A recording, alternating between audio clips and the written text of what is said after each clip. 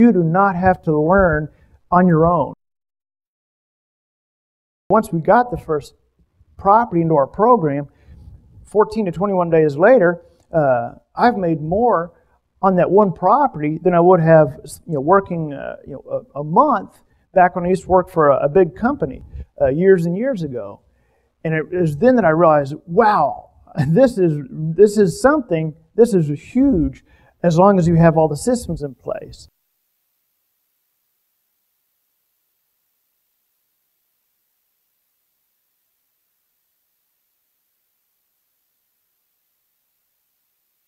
A lot of this first day is discussing business, things to know about small business, the Secretary of State, the Comptroller, franchise taxes, lots of really fun things that you've got to know about. This zip code, this is the area, this is the hot area. You can also identify, this is the cold area that we talked about before. We're going to have hot areas and cold areas.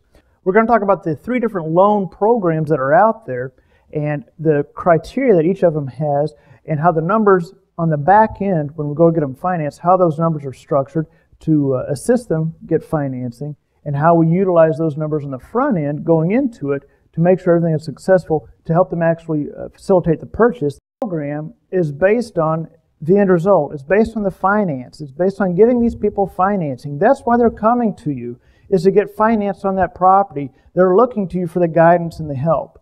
I think one of the biggest downfalls that lease options have gotten, the rent-to-owns, if you will, are the people that were doing rent-to-owns. People that are doing lease options didn't know anything about not only lease options, but they knew nothing about the mortgage system, nothing about mortgages, nothing about financing. So when you drive along and you see this sign in the yard, somebody wrote with a marks a lot, it says rent-to-own, $500 down.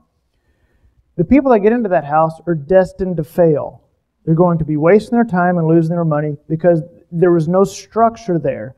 The homeowner that wrote that little sign out knew nothing about financing. He didn't have anything in place for him.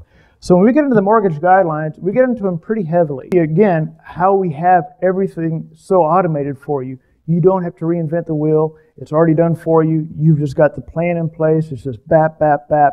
Boom, you've got your marketing material out there. And you can see here, I actually received a phone call, 2 phone calls, yesterday, I guess afternoon when we were in class, yesterday evening, and I didn't return them last night on purpose. I wanted to save them for today because I thought this would be a great live example of hearing me talk to a homeowner if I can get a hold of them, and you can hear me actually run through the script very similar to what you've seen right in front of you, so you can see, yeah, this is exactly how he words it, this is exactly how he goes through it.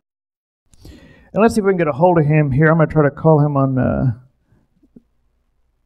speakerphone if we can, and see how this works. I'm going to get my pen handy and see if we can get some information.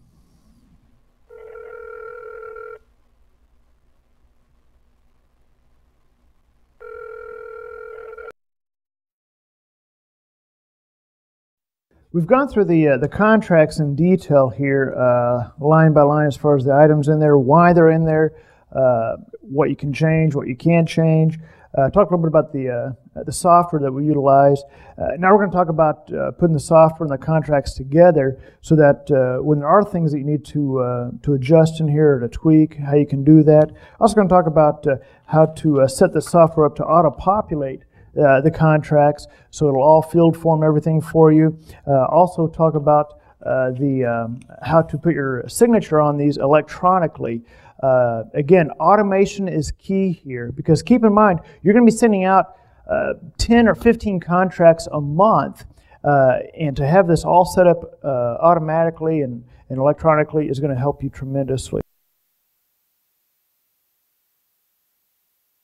Learn from my mistakes, streamline that process so you can get up and going much, much faster than I did.